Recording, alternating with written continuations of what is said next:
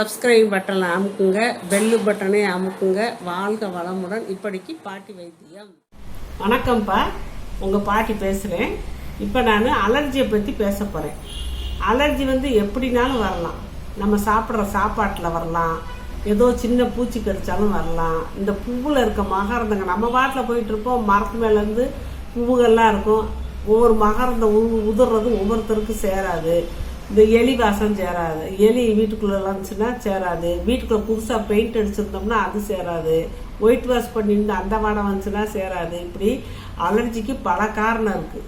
இந்த சாக்கு, பழைய சாக்கு, இந்த துணிமணியெல்லாம் அடுக்கி வச்சு அப்புறம் அதை எடுத்து நம்ம உடச்சி திருப்பி மடித்து வைப்போம். அதுலேருந்து சில கிருமியெல்லாம் உள்ளே போய் நம்மளுக்கு அலர்ஜி ஏற்படுத்தும்.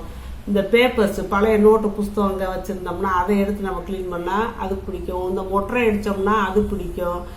அந்த மாதிரி சளி பிடிக்கும். இல்லாட்டி உடம்பெல்லாம் தடிப்பாக வரும். அலர்ஜி டஸ்ட் அலர்ஜின்னு இருக்குது. அப்புறம் இந்த மாதிரி தடிப்பாக கைகாலெலாம் தடிப்பாக வரும் அலர்ஜி. அந்த மாதிரியும் வரும்.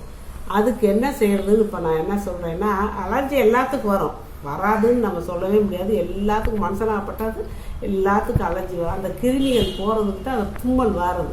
உடம்புக்குள்ளே அந்த அலர்ஜி கிருமியை போயிடுச்சுன்னா தும்மல் அப்படியே தண்ணியாக ஊற்றும்ப்பா, தண்ணியாக ஊற்றும். அப்புறம் அது சளியாக்கட்டும், இருமலாக வரும். அந்த இது வெளியேறணும்ல, உடம்புல ரத்தத்தில் கலந்துருச்சுல, அதனால் அப்படியெல்லாம் வரும்.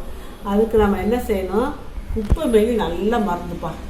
குப்பை மேனி உடம்புக்கு அவ்வளோ நல்லது அந்த அலர்ஜி பிரச்சனைக்கெல்லாம். அதை நம்ம எப்போவுமே நம்ம வீட்டில் வச்சுருக்கணும்ப்பா. குப்பை மேனி இலையை நல்லா கிடைக்கிறப்ப நம்ம எடுத்து நிழல்லே காய போட்டு அது நல்லா காஞ்சதை எடுத்து பவுடர் பண்ணி வீட்டில் ஒரு டப்பாவில் அடைச்சி வச்சுக்கணும் எப்போவுமே. ஏன்னா அலர்ஜி எல்லாத்துக்கும் வருது. அதனால் வீட்டில் எல்லார் வீட்லேயும் குப்பை மேனி பவுடர் இருக்கணும். நம்ம நாட்டு மருந்து கடையில் வாங்குறது நம்ம பியூராக இருக்கும்னு சொல்ல முடியாது. அதனால் குப்பை மேனி எல்லாத்துக்கும் கிடைக்கும். எல்லாம் அக்கம் பக்கத்துலலாம் விளைஞ்சு கிடக்கும். அதனால் கிடைக்கும். வாங்கிட்டு நம்ம பொடி பண்ணி வச்சுக்கிட்டு அதை காலையிலையும் சாயந்தரமும் ஒரு ஸ்பூன் எடுக்கணும். எடுத்து ஒரு கிளாஸ் தண்ணியில் ஊற்றி கலக்கி சிறு தீயில வச்சு ஒரு டம்ளர் அரை டம்ளராக வற்றணும்.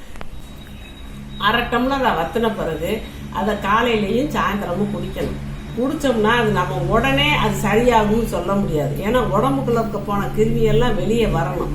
அதுக்கு நம்ம மற்ற வைத்தியம் கூட பார்த்துக்கலாம். இங்கிலீஷ் டாக்டர்கிட்ட பார்த்தா கூட பரவாயில்ல, ஆங்கில டாக்டர்கிட்ட பார்த்தா. அலர்ஜிக்கு ஆவி பிடிக்கலாம்ப்பா.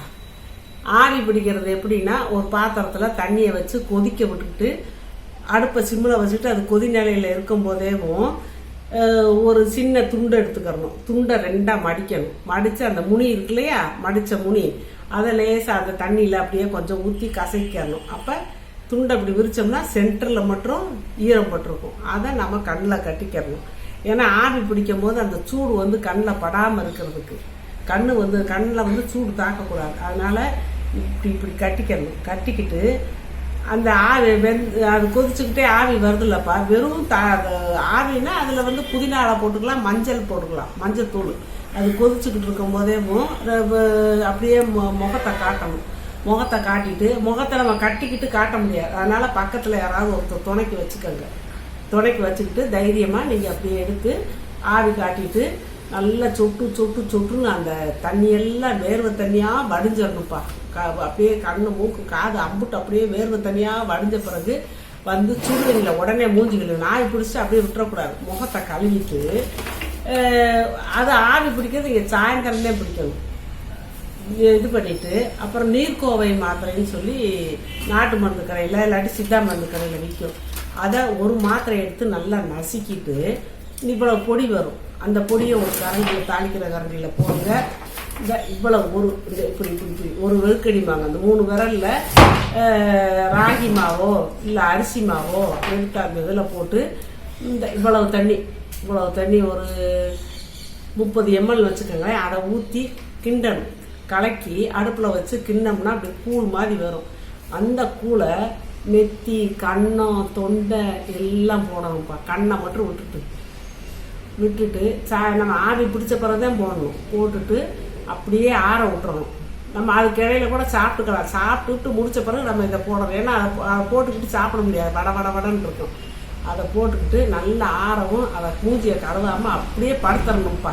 நைட்டு பூரா தூங்குனீங்கன்னா அந்த நீர் உடம்புக்குள்ள இருக்கு. நீர் கோர்த்துக்கு அலர்ஜினா நீர் கோர்த்துக்கணும்.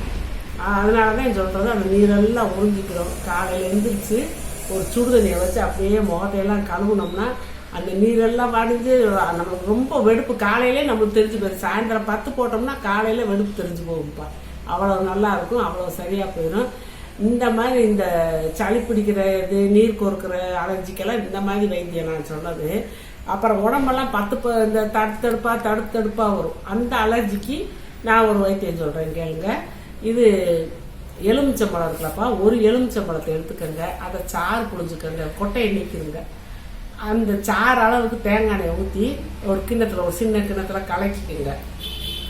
கலக்கி ஒரு பெரிய பாத்திரத்தில் தண்ணி வைங்க, அடுப்பில் வச்சு அது நல்லா சூடாகும் போது இந்த சின்ன பாத்திரத்தை உள்ளே வைங்க. டைரெக்டாக நம்ம சூடு பண்ணக்கூடாதுப்பா. அதனால் உள்ளே வச்சு அது கொஞ்சம் வெதுன்னு ஆகிற வரைக்கும் வச்சு அப்புறம் அதை எடுத்து கை கால் எல்லாம் தேய்க்கணும்ப்பா. எங்கெங்கே தடிப்பு இருக்கும் முகத்துலேருந்து, தடிப்புனா அங்கே சொரிய வந்துக்கிட்டே இருக்கும், பூரா இடம் தேய்ச்சி அரை மணி நேரம் கழிச்சு நீங்கள் குளிக்கலாம்ப்பா. அப்படி 2-3 நாள் தேய்ச்சி குளிச்சிங்கன்னு வச்சுக்கோங்கப்பா, அந்த இது சரியாக போயிடும். அரிப்பு அப்பயே கூட கொஞ்சம் உங்களுக்கு அடங்கும். இது ரொம்ப நல்லது. அப்போ என்ன செய்யணும், இந்த எலுமிச்சம்பழ சாறையும் எலுமிச்சம்பழ சாறையும் அந்த தேங்காய் எண்ணெயும் உடம்பெல்லாம் தேய்க்கிறோம் இல்லையா, தேய்ச்சிட்டு 2 மணி நேரம் ஊற வைக்கிறோம் இல்லையா, ஊற வச்சுட்டு அதை கடலமாவு வெள்ளமாவு போட்டு சீயக்காயெல்லாம் போட்டு சோப்பு போட வேணாம், அதெல்லாம் போட்டு தேய்ச்சிட்டு அப்புறம் பச்சை தண்ணியை ஊற்றி குளிச்சுருங்க. பச்சை தண்ணியோ சுடு தண்ணியோ ஊற்றி குளிச்சுருங்க, சரியாக போயிடும். சீரகம் இருக்குல்ல, 1 டீஸ்பூன் சீரகத்தை எடுத்து லேசாக வறுத்து 1 கிளாஸ் தண்ணியை ஊற்றுங்க. சிறு தீயில வச்சு அரை கிளாஸாக வற்றவும் அதை காலையில மாலையில் 2 நேரம் சாப்பிடுங்க. உங்களுக்கு அந்த அலர்ஜி அரிப்பெல்லாம் சரியாக போகும்ப்பா. சொல்கிறது இதுதான்ப்பா அலர்ஜிக்கான வைத்தியம். இப்படிலாம் செஞ்சு நீங்கள் அலர்ஜிக்காக கஷ்டப்படாமல் போய் டாக்டர்கிட்ட உடனே போய் காசை ஒழிக்காமல் நீங்கள் ஈஸியாக முடிக்கிறதுக்கு பாட்டி இந்த ஐடியாலாம் சொல்லியிருக்கேன். இந்த படி நடந்து நீங்கள் நல்லா இருக்கணும். வாழ்க வளமுடன். இப்போ நிறைய பேர்ப்பா நான் அவங்க கொஸ்டினுக்கு ஆன்சர் சொல்கிறதுலன்னு கேட்குறாங்க. சொல்லிக்கிட்டு தான்ப்பா இருக்கேன். நான் அதுக்குன்னு சொல்லி பார்வையாளர்கள் கேள்வி பதில் நான் போட்டிருக்கேன். அதை பார்த்துக்கோங்கப்பா. அதை பார்த்தீங்கன்னா உங்களுக்கு தெரியும். நான் வரிசையாக கேள்வி பதில் போட்டுக்கிட்டே இருக்கேன். அதில் போட்டு பார்த்தீங்கன்னா நீங்கள் கேட்ட கேள்விக்கெல்லாம் நான் பதில் சொல்லிடுறேன்ப்பா. அதை கட்டாயம் நீங்கள் பார்த்து தெரிஞ்சுக்கோங்க. சப்ஸ்கிரைப் பட்டனை அமுக்குங்க, பெல்லு பட்டனை அமுக்குங்க. வாழ்க வளமுடன். இப்படிக்கு பாட்டி வைத்தியம்.